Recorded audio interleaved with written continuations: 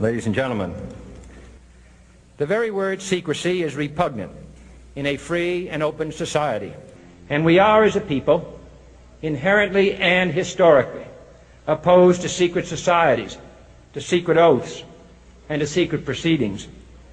We decided long ago that the dangers of excessive and unwarranted concealment of pertinent facts far outweighed the dangers which are cited to justify it.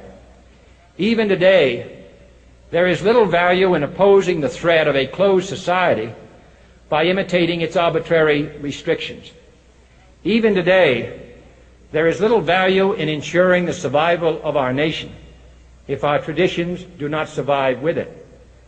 And there is very grave danger that an announced need for increased security will be seized upon by those anxious to expand its meaning to the very limits of official censorship and concealment. That I do not intend to permit to the extent that it's in my control. And no official of my administration, whether his rank is high or low, civilian or military, should interpret my words here tonight as an excuse to censor the news, to stifle dissent, to cover up our mistakes, or to withhold from the press and the public the facts they deserve to know. For we are opposed around the world by a monolithic and ruthless conspiracy that relies primarily on covert means for expanding its sphere of influence, on infiltration instead of invasion, on subversion instead of elections, on intimidation instead of free choice, on guerrillas by night instead of armies by day. It is a system which has conscripted vast human and material resources into the building of a tightly knit, highly efficient machine that combines military, diplomatic, intelligence, economic, scientific, and political operations.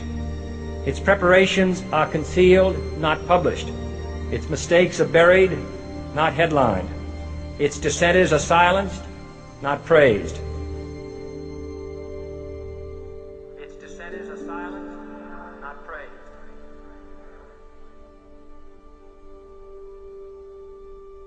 Dissenters are silenced, not praised. Its dissenters are silenced, not praised. Its dissenters are silenced, not praised.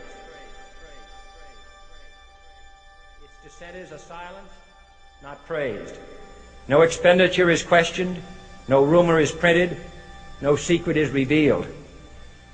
No president should fear public scrutiny of his program. For from that scrutiny comes understanding, and from that understanding comes support or opposition, and both are necessary. I am not asking your newspapers to support an administration, but I am asking your help in the tremendous task of informing and alerting the American people. For I have complete confidence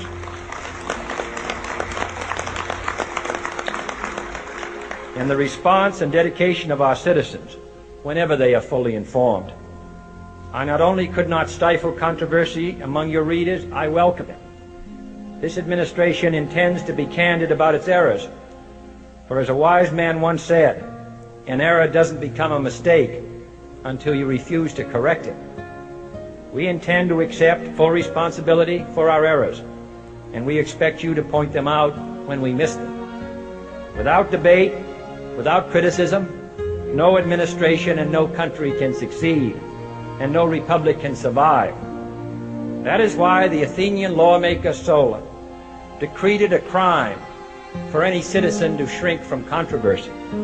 And that is why our press was protected by the First Amendment, the only business in America specifically protected by the Constitution, not primarily to amuse and entertain, not to emphasize the trivial and the sentimental, not to simply give the public what it wants, but to inform, to arouse, to reflect, to state our dangers and our opportunities, to indicate our crises and our choices, to lead, mold, educate, and sometimes even anger public opinion. This means greater coverage and analysis, of international news, for it is no longer far away and foreign, but close at hand and local. It means greater attention to improved understanding of the news, as well as improved transmission. And it means, finally, that government at all levels must meet its obligation to provide you with the fullest possible information outside the narrowest limits of national security. And so it is to the printing press, to the recorder of man's deeds, the keeper of his conscience, the courier of his news, that we look for strength and assistance, confident that with your help, man will be what he was born to be, free and independent.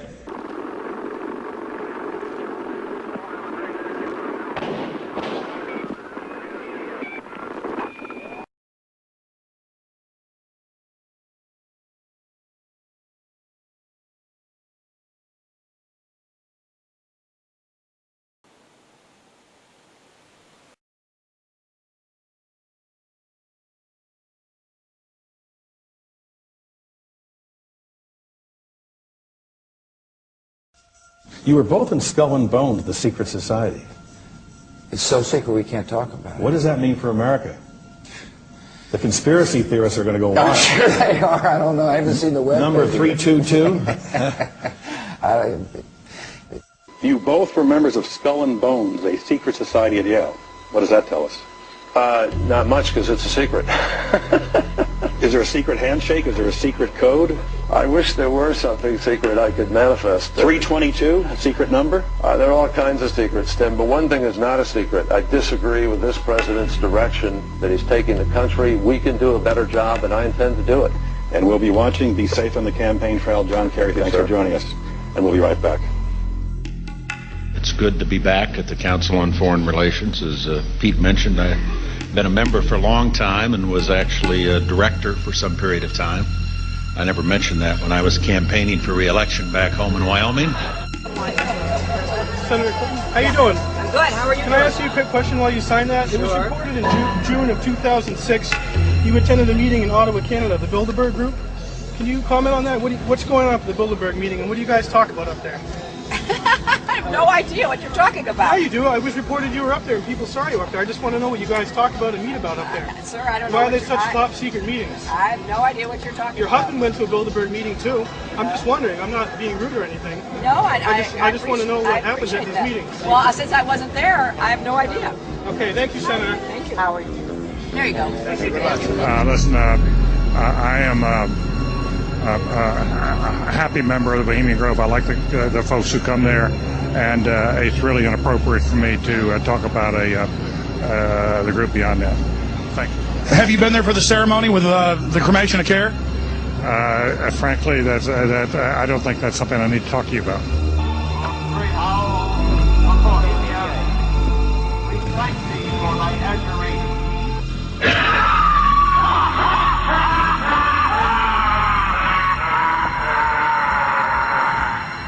Have you been there for the ceremony with the cremation of care? Frankly, I don't think that's something I need to talk to you about. Really? That's right.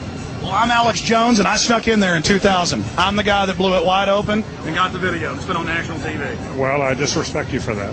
You do? I do. But there's a lot of big public officials going in there. Don't we deserve to know? I don't know anything about you, and I don't know anything about your film. But if you go in there with an understanding, you violated that understanding by releasing that film, and I don't respect you for that. Really? But we have public officials. I'm sorry, you took an understanding when you went in there that you would not do that film. And did you have an understanding when you went in there? No. Did you crash it? Yes. Yeah, and it has no trespassing signs there too, doesn't it? No, they put yes, one after. Oh, I'm sorry. I'm sorry, sir. I've been there before. I know what the circumstances are, and I'm sorry you violated the understandings. That was not a gentlemanly thing to do. But what about the ritual? Is the ritual gentlemanly?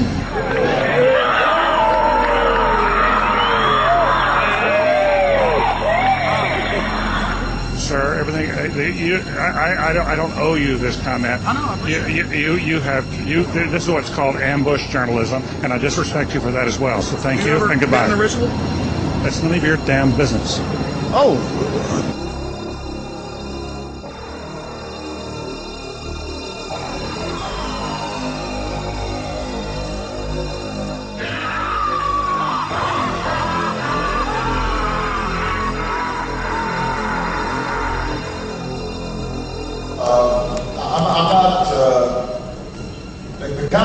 Foreign Relations. I don't know if I'm an official member. I've spoken there before.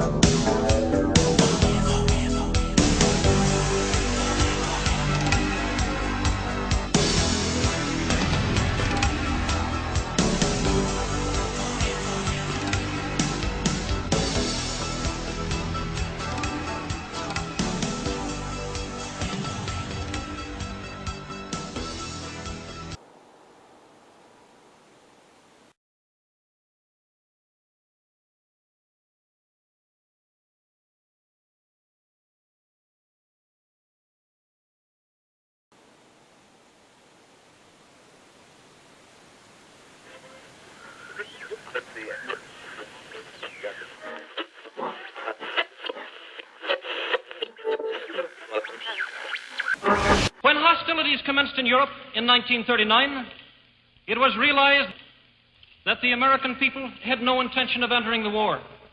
But they believed that this country could be enticed into the war in very much the same way that it was enticed into the last one. They planned, first, to prepare the United States for foreign war under the guise of American defense. Second, to involve us in the war step by step without our realization. Third, to create a series of incidents which would force us into the actual conflict. These plans were, of course, to be covered and assisted by the full power of their propaganda. Our theaters soon became filled with plays portraying the glory of war. Newsreels lost all semblance of objectivity, and they have used the war to justify the restriction of congressional power and the assumption of dictatorial procedures on the part of the President and his appointees. A fear campaign was inaugurated. We cannot allow the natural passions and prejudices of other peoples to lead our country to destruction.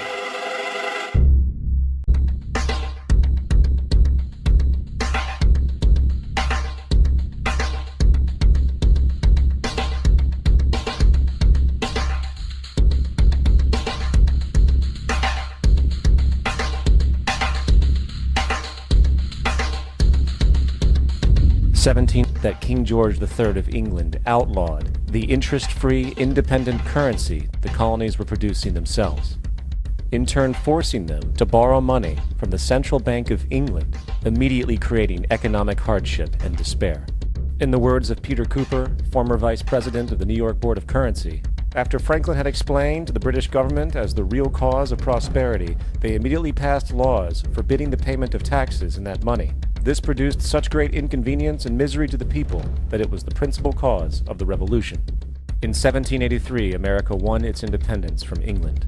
However, its battle against the central bank concept and the corrupt, power-hungry mentality associated with it had just begun. So what is a central bank? A central bank is an institution that issues and regulates the currency of an entire nation. Based on historical precedent, the typical powers inherent in central banking practice include the control of interest rates and the expansion and contraction of the money supply itself. Now, the central bank does not simply issue money to the government, it loans it to them with interest. Then, through the mechanisms of increasing and decreasing the supply of money, the central bank essentially regulates the value of the currency issued. It is critical to understand that the entire structure of this system can only produce one thing in the long run: debt. It doesn't take a lot of ingenuity to figure this scam out, for nearly every single dollar produced by both the central bank and its regulated commercial banks is loaned at interest. That means every dollar produced is actually the dollar plus a certain percentage of debt based on that dollar. And since the banking system has the monopoly of the production of the currency, and they loan each dollar out with an immediate debt attached to it, where does the money to pay for the debt come from? It can only come from the banks again, which means the banking system has to perpetually increase its money supply to temporarily cover the outstanding debt created, which in turn, since that new money is loaned out at interest as well, creates even more debt. The end result of this system is essentially slavery, for it is technically impossible for a government, and thus the public, to ever come out of the self-generating debt.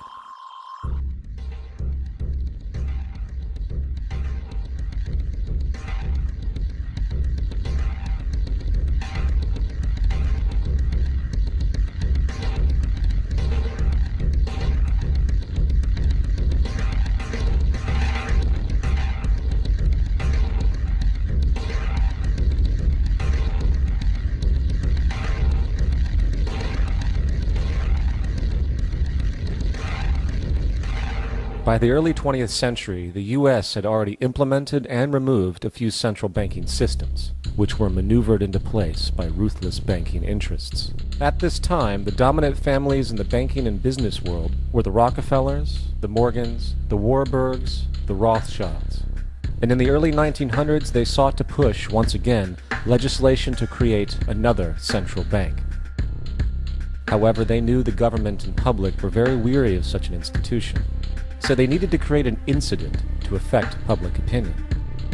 So, J.P. Morgan, publicly considered a financial luminary at the time, exploited his mass influence by reportedly creating rumors that prominent banks in New York were insolvent or bankrupt. Morgan knew this would trigger mass hysteria and a systemic crisis. And it did. The public, in fear of losing their deposits, immediately began mass withdrawals. Consequently, the banks were forced to call in their loans, causing the recipients to sell their property, and thus a spiral of bankruptcies, repossessions, and turmoil emerged. Putting the pieces together years later, Congressman Charles Lindbergh wrote, "The King bankers put in motion in 1907 a great scheme. They had gambled and speculated on Wall Street until so many watered stocks and bonds had been manufactured. The King bankers knew the condition and informed the favored of their friends what was to come. There was to be a panic in the fall of 1907 that would be advertised as the result of our bad banking and currency laws." The Panic of 1907 led to a congressional investigation headed by Senator Nelson Aldrich, who had intimate ties to the financial powers and later became part of the Rockefeller family through marriage. The commission led by Aldrich recommended a central bank should be implemented so a panic like 1907 could never happen again. This was the spark that the bankers needed to initiate their plan, and in 1910 a secret meeting was held at a J.P. Morgan estate on Jekyll Island off the coast of Georgia. It was there that the central banking bill called the Federal Reserve Act was written. This legislation was written by bankers, not lawmakers. This meeting was so secretive, so concealed from government and public knowledge, that most of the figures who attended disguised their names when en route to the island. After this bill was constructed, it was then handed over to their political frontman, Senator Nelson Aldrich, to push through Congress. And in 1913, with heavy political sponsorship by the bankers, Woodrow Wilson became president, having already agreed to sign the Federal Reserve Act in exchange for campaign support. And a few days before Christmas, when much of Congress was at home with their families, the Federal Reserve Act was voted in, and Wilson in turn made it law. The night before its passage, Congressman Charles Lindbergh pleaded, "This act establishes the most gigantic trust on earth. When the President signs this act, the invisible government by the money power will be legalized." Now, the public was told that the Federal Reserve System was an economic stabilizer, and inflation and economic crises were a thing of the past. Well, as history has shown, nothing was further from the truth. The fact is, the bankers now had a streamlined machine for economic manipulation.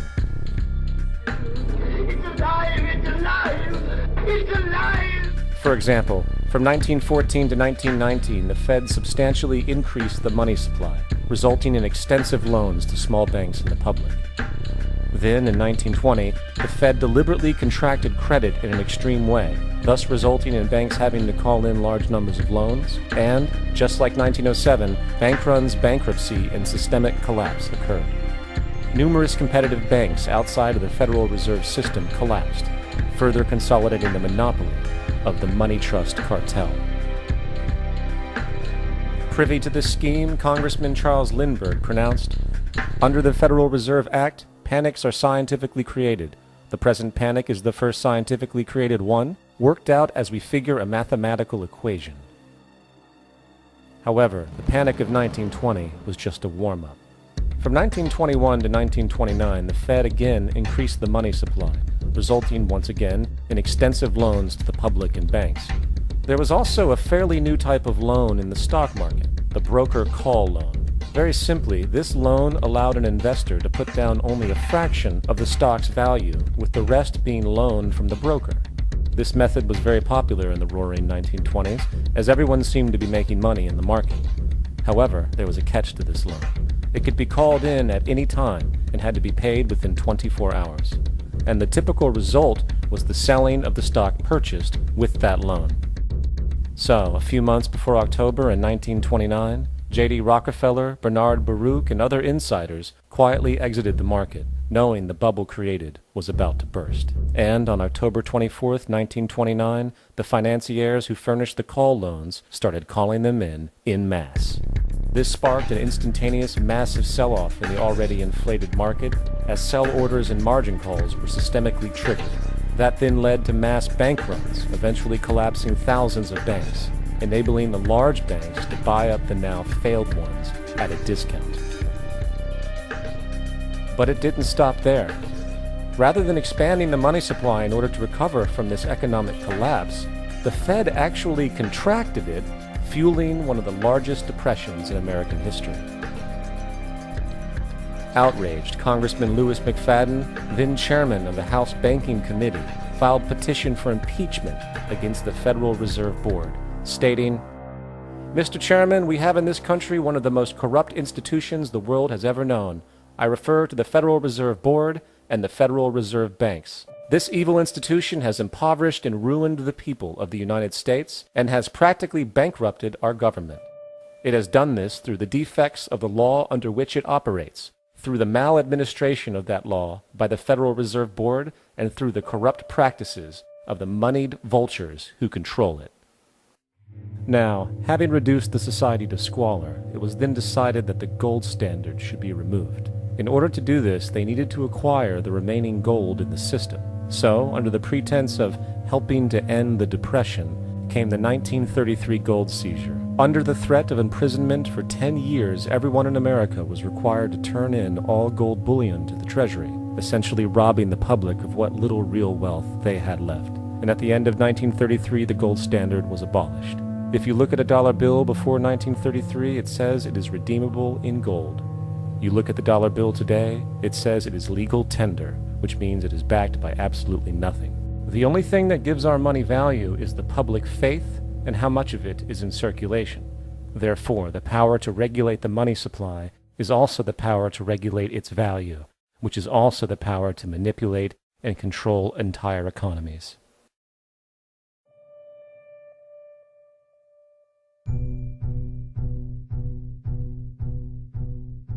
It is important to clearly understand, the Federal Reserve is a private corporation. It is about as federal as Federal Express.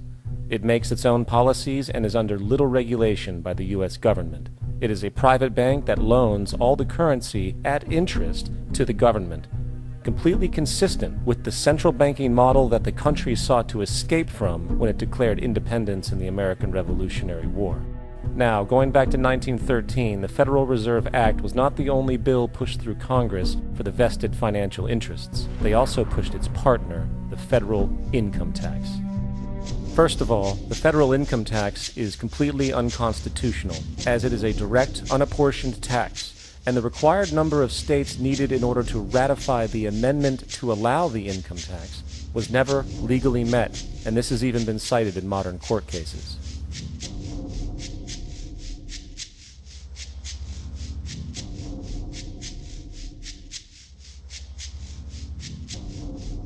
Second, at the present day, roughly 25% of the average worker's income is taken from them via this tax. That means you work 3 months out of the year to fulfill this tax obligation. And where does that money go? Well, according to the Grace Commission report of the 1980s, 100% of what is collected is absorbed solely by interest on the federal debt and by federal government contributions to transfer payments. In other words, all individual income tax revenues are gone before one nickel is spent on the services which taxpayers expect from their government. Today, the money Americans make working 3 months out of the year goes almost entirely to the interest fees charged for the debt-based fiat currency. The fact is, the federal income tax exists to feed the Federal Reserve federal government money machine, making sure the interest payments are always there. And third, even with the government claim as to the legality of the income tax, there is evidently no clear statute, no law in existence that requires you to pay this tax. I really expected that, of course, there's a law that you can point to in the law book, the code, that requires you to file a tax return. Of course there is. I was at that point where I couldn't find the statute that clearly made a person liable, at least not me and most people I know. And I had no choice in my mind except to resign. Based on the research that I did throughout the year 2000 and that I'm still doing, I have not found that law. I've asked Congress, we've asked a lot of people in the IRS commissioners, helpers. They can't answer, because if they answer, the American people are going to know that this whole thing is a fraud. I haven't filed an federal income tax return since I left. I have not filed a tax return since 1999. Now, the control of the economy and the manipulation of society for the vested financial powers is only a part of the game being played. Another level is the business of war. Since the inception of the Federal Reserve in 1913, a number of large and small wars have commenced. The three most pronounced might be World War I, World War II, and Vietnam. World War I. In 1914, European wars broke out centered around England and Germany. The American public wanted nothing to do with the war. In turn, President Woodrow Wilson publicly declared neutrality.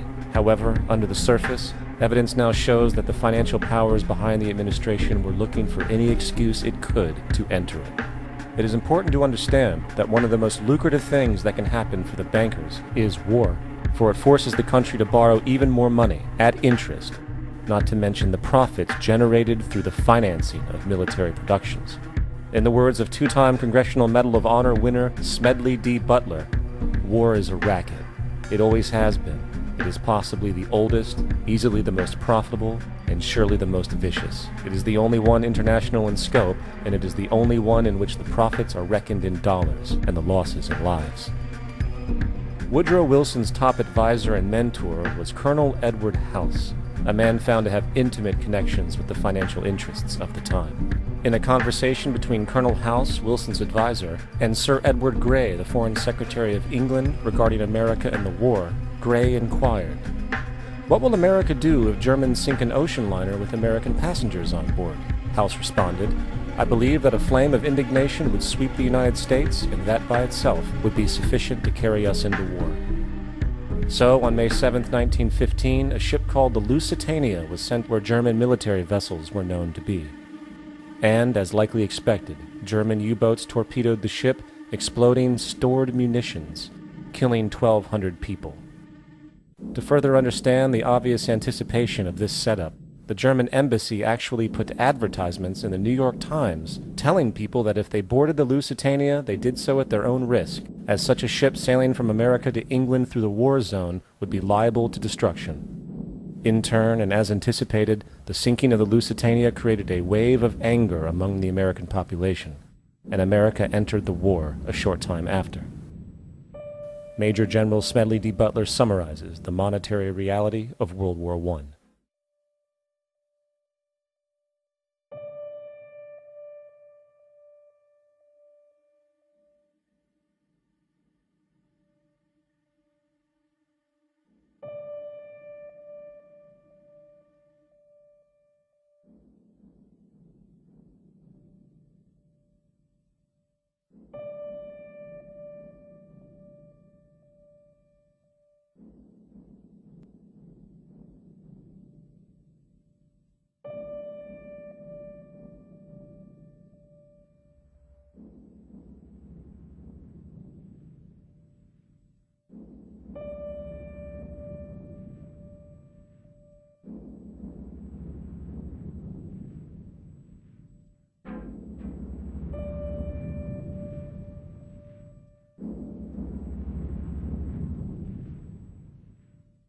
World War II. On December 7, 1941, Japan attacked the American fleet at Pearl Harbor, triggering U.S. entry into that war.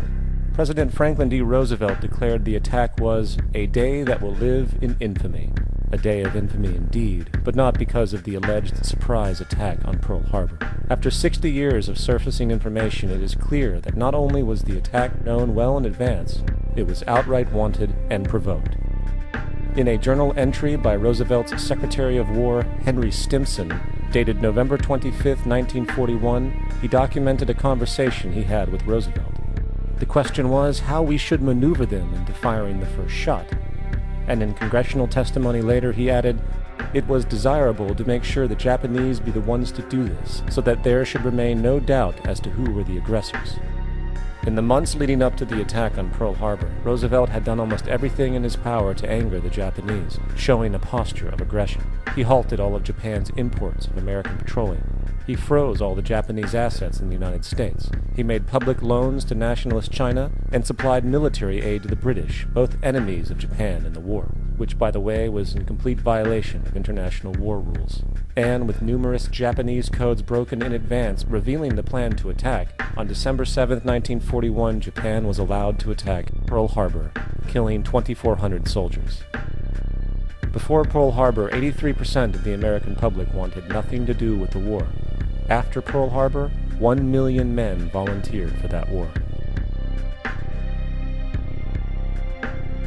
It is important to note, Nazi Germany's war effort was largely supported by two organizations, one of which was called IG Farben. IG Farben produced 84% of Germany's explosives. One of the unspoken partners of IG Farben was J.D. Rockefeller's Standard Oil Company in America. In fact, the German Air Force could not operate without a special additive patented by Rockefeller's Standard Oil. The drastic bombing of London by Nazi Germany, for example, was made possible by a $20 million sale of fuel to IG Farben by the Rockefeller's Standard Oil Company. This is just one small point on the topic of how American businesses funded both sides of World War II. One other treasonous organization worth mentioning is the Union Banking Corporation of New York City. Not only did they finance numerous aspects of Hitler's rise to power, along with actual materials during the war, it was also a Nazi money laundering bank, which was eventually exposed for having millions of dollars of Nazi money in its vaults. The Union Banking Corporation of New York was eventually seized for violations of the Trading with the Enemy Act. Guess who the director and vice president of the Union Bank was? Prescott Bush, the father and grandfather of former U.S. Presidents George W. Bush and George H.W. Bush. Vietnam. The United States' official escalation and entry into the Vietnam War came after an alleged incident involving two U.S. destroyers being attacked by North Vietnamese PT boats in the Gulf of Tonkin. This was known as the Gulf of Tonkin Incident. This situation was the catalytic pretext for massive troop deployment and full-fledged warfare. One problem, however, the attack on the U.S. destroyers by Vietnamese PT boats never happened. Former Secretary of Defense Robert McNamara stated years later that the Gulf of Tonkin incident was a mistake, while declassified documents released years later show that it was a farce, manipulated for the purposes of war. And once in the war, it was business as usual. In October 1966, President Lyndon Johnson lifted trade restrictions on the Soviet bloc, knowing full well that the Soviets were providing upwards of 80% of North Vietnam's war supplies. Consequently, the Rockefeller interests financed factories in the Soviet Union, which the Soviets used to manufacture military equipment and send it to North Vietnam. However, the funding of both sides in this conflict was only one side of the coin. In 1985, Vietnam's rules of engagement were declassified. This detailed what American troops were and were not allowed to do in the war.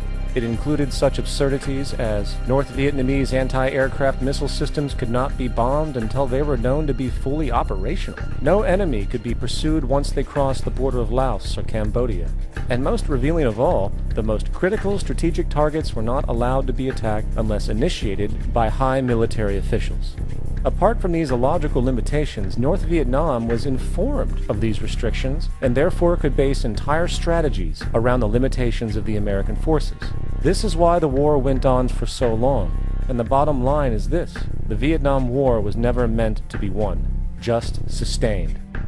This war for profit and resources resulted in 58,000 American deaths and 3 million dead Vietnamese. So, where are we now? September 11th was the jumpstart for a hegemonic agenda, enabling the possibility of constant global warfare. It was a staged war pretext no different than the sinking of the Lusitania, the provoking of Pearl Harbor, and the Gulf of Tonkin lie. In fact, if 9/11 wasn't a planned war pretext, it would be an exception to the rule. It has been used to launch 2 unprovoked illegal wars, one against Iraq and one against Afghanistan. However, 9/11 was a pretext for another war as well, the war against you. The Patriot Act, Homeland Security, the Military Tribunals Act, and other legislations are all completely designed to destroy your civil liberties and protect those in power. Currently in the United States, unannounced to most Americans, your home can be searched without a warrant, without you being home. You can in turn be detained indefinitely, with no charges revealed to you, no access to a lawyer, and legally tortured, all under the suspicion that you might be a terrorist. If you need a painted picture of what is happening, let's recognize how history repeats itself. In February 1933, Hitler staged a false flag attack, burning down his own German parliament building, the Reichstag, blaming it on communist terrorists. Within the next few weeks, he passed the Enabling Act, which completely eradicated the German Constitution, destroying people's liberties. He then led a series of preemptive wars, all justified as necessary to maintaining homeland security.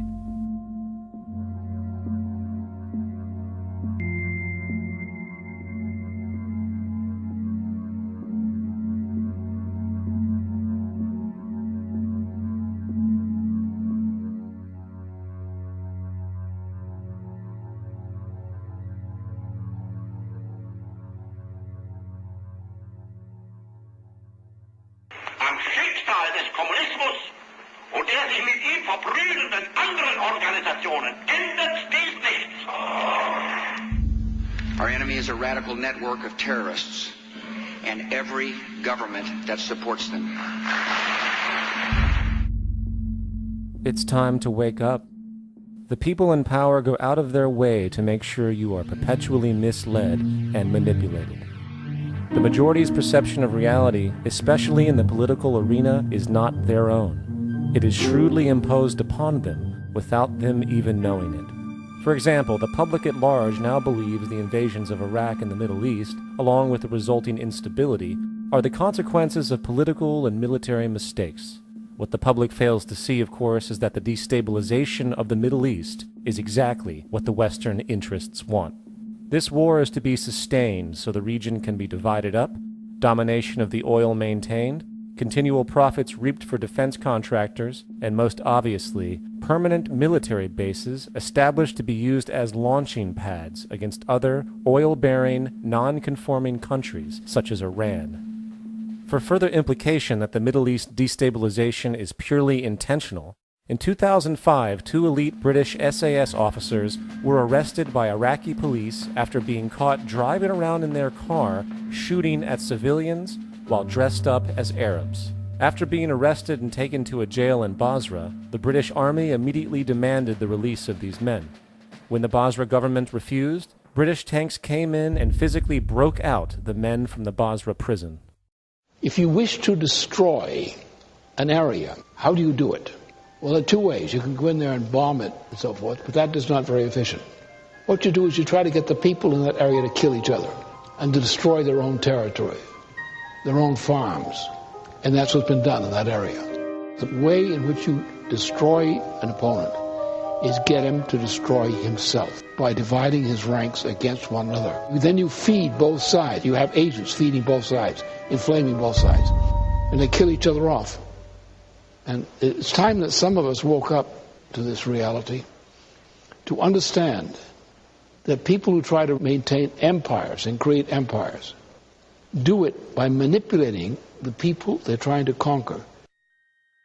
You might want to ask yourself why the entire culture is utterly saturated with mass media entertainment from all sides, while the educational system in America continues its stupefying downward slide since the U.S. government decided to take over and subsidize the public school system.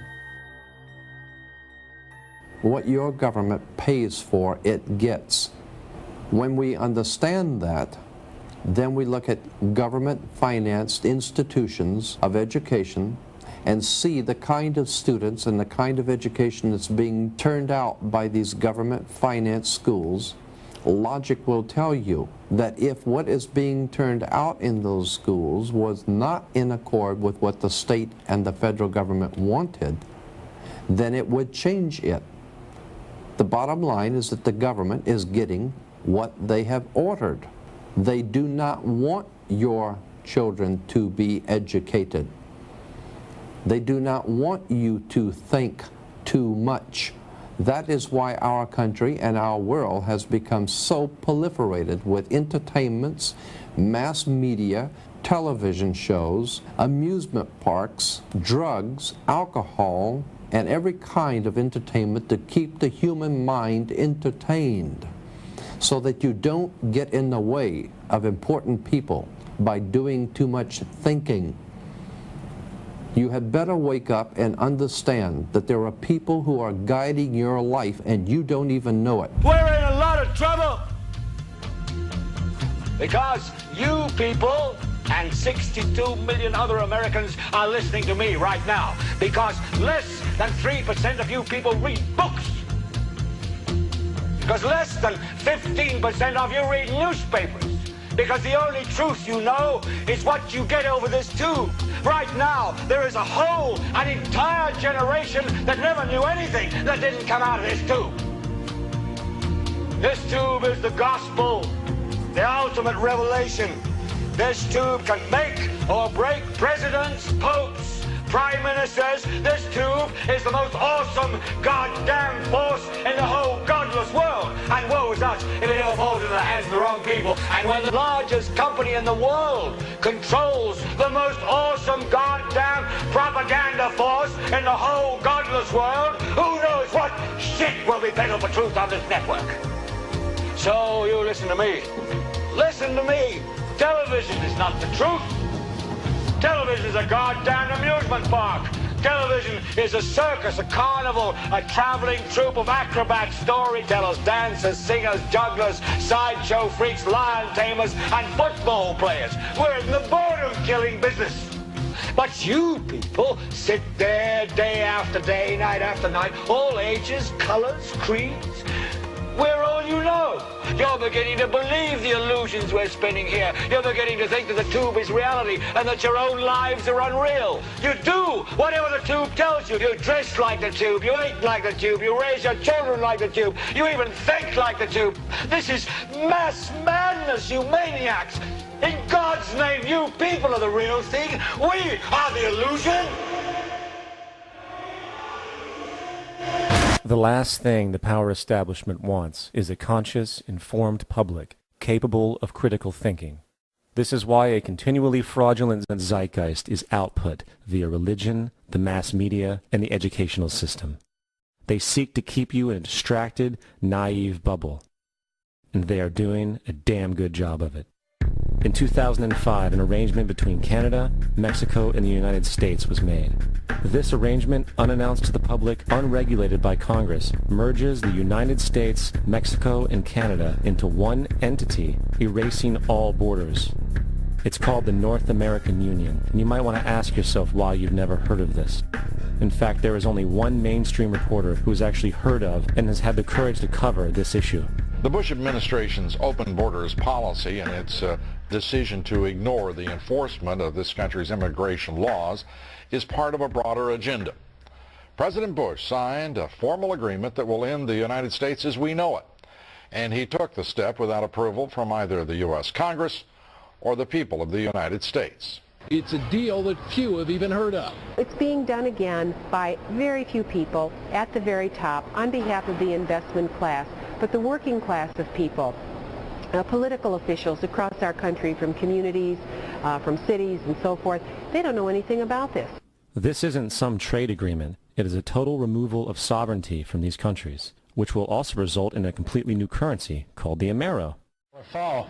Apart from that, I think one thing people who are dollar-based need to focus on is the Amero. That's the one thing that nobody's talking about that I think is going to have a big impact on everybody's life in Canada, the U.S., and Mexico. The Amero is the proposed new currency for the North American community, which is being developed right now between Canada, the U.S., and Mexico to make a borderless community, much like the EU, and the dollar, Canadian dollar, U.S. dollar, and the Mexican peso replaced by the Amero. By default of this agreement, the American Constitution will eventually be obsolete.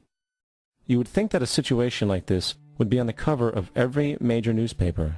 That is until you realize that the people who are behind this movement are the same people behind the mainstream media, and you are not told what you're not supposed to know.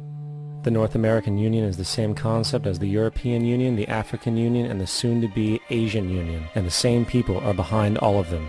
And, when the time is right, the North American Union, the European Union, the African Union, and the Asian Union will be merged together, forming the final stages of a plan these men have been working on for over 60 years.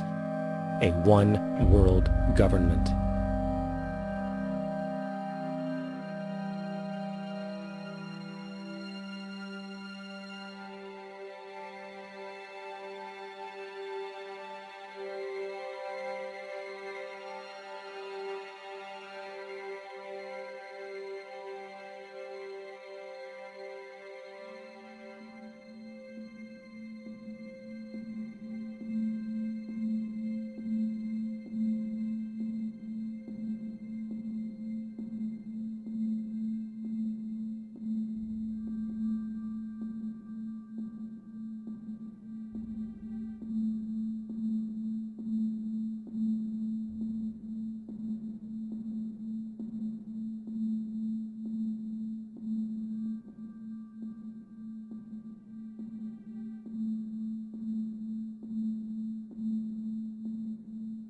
One bank, one army, one center of power.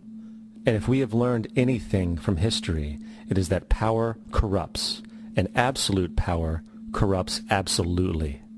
This is Aaron Russo, a filmmaker and former politician. To his left is Nicholas Rockefeller of the infamous Rockefeller banking and business dynasty. After maintaining a close friendship with Nicholas Rockefeller, Aaron eventually ended the relationship, appalled by what he had learned about the Rockefellers and their ambitions. I got a call one day from an attorney woman I knew, and she said, would you like to meet one of the Rockefellers? I said, sure, I'd love to. And we became friends, and he began to divulge a lot of things to me. So he said to me one night, he said that there's going to be an event there, and out of that event, you're going to see, we're going to go into Afghanistan, so we can run pipelines from the Caspian Sea. We're going to go into Iraq to take the oil and establish a base in the Middle East. And we're going to go into Venezuela and try and get rid of Chavez. And the first two they've accomplished. Chavez they didn't accomplish. And he said you're going to see guys going into caves looking for looking for people that they're never going to find. You know, he was laughing about the fact that you have this war on terror. There's no real enemy. He's talking about how by having this war on terror, you can never win it because it's an eternal war, and so you can always keep taking people's liberties away. And I said, how are you going to convince people that this war is real? He said, but the media can convince everybody it's real. I mean, you know, it's just that you keep talking about things, you keep saying it over and over and over again, and eventually people believe it. You know, you created the Federal Reserve in 1913 through lies. You create 9/11, which is another lie. Through 9/11, then you're fighting a war on terror, and now all of a sudden you go into Iraq, which was another lie, and now they're going to do Iran, you know, and it's all one thing leading to another, leading to another, leading to another. Now, I would say to them, what are you doing this for? What's the point of this thing? You have all the money in the world you ever want. You have all the power. I said, you know, you're hurting people. It's not a good thing. And he would say, what do you care about the people for? Take care of yourself and you take care of your family. And then I said to him, what are the ultimate goals here?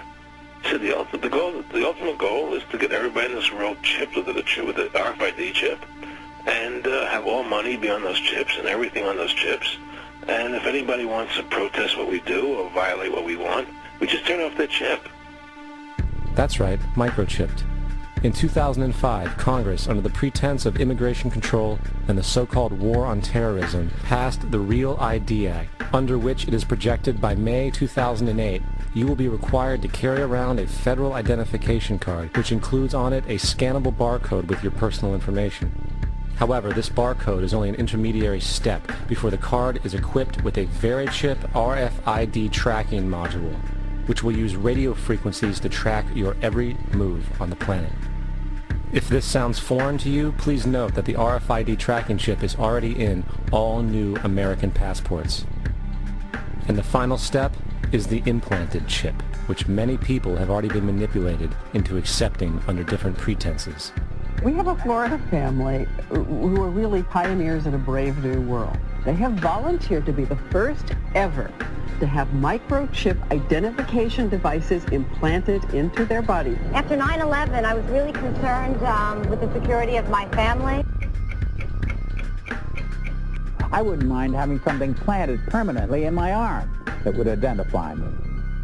In the end, everybody will be locked into a monitored control grid where every single action you perform is documented. And if you get out of line, they can just turn off your chip, for at that point in time, every single aspect of society will revolve around interactions with the chips. This is the picture that is painted for the future if you open your eyes to see it. A centralized one-world economy where everyone's moves and everyone's transactions are tracked and monitored, all rights removed.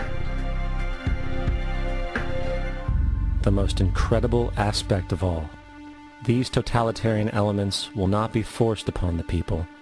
The people will demand them. For the social manipulation of society through the generation of fear and division has completely detached humans from their sense of power and reality.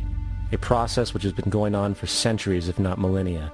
Religion, patriotism, race, wealth, class, and every other form of arbitrary, separatist identification and thus conceit has served to create a controlled population, utterly malleable in the hands of the few.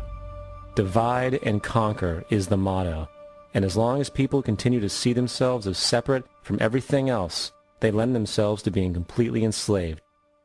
The men behind the curtain know this, and they also know that if people ever realize the truth of their relationship to nature and the truth of their personal power, the entire manufactured zeitgeist they prey upon will collapse like a house of cards.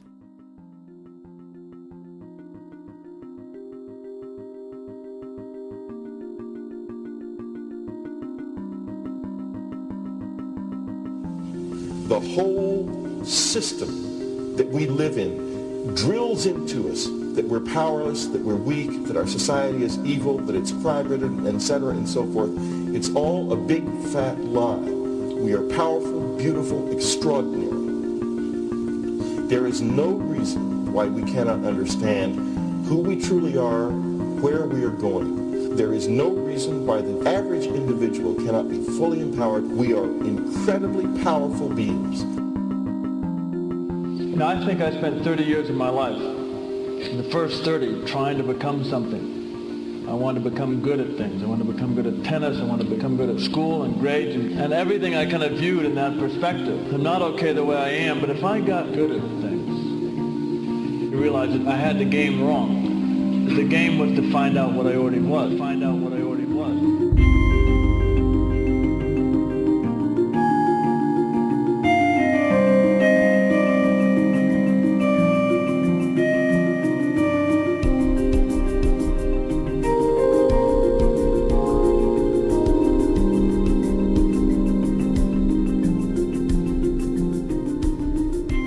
Now, in our culture, we've been trained for individual differences to stand out. So you look at each person, immediately it is brighter, dumber, older, younger, richer, poorer, and we make all these dimensional distinctions, put them in categories and treat them that way. And we get so that we only see others as separate from ourselves in the ways in which they're separate. And one of the dramatic characteristics of experience is being with another person and suddenly seeing the ways in which they are like you, not different from you, and experiencing the fact that that which is essence in you and which is essence in me is indeed one. The understanding that there is no other. It is all one. And I wasn't born born Richard Alpert. I was just born as a human being. And then I learned this whole business of who I am and whether I'm good or bad or achieving or not. All that's learned along the way.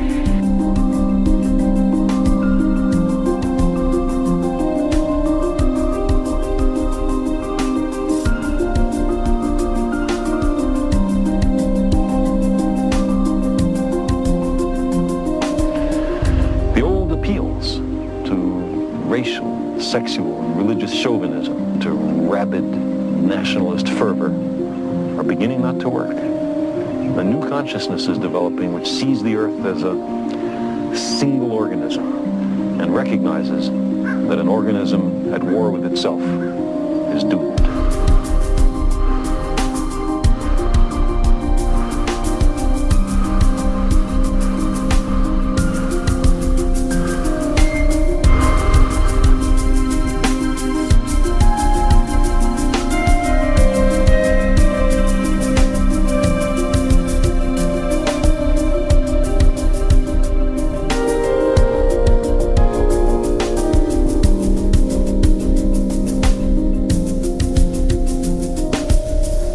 Bill Hicks used to finish his shows with this.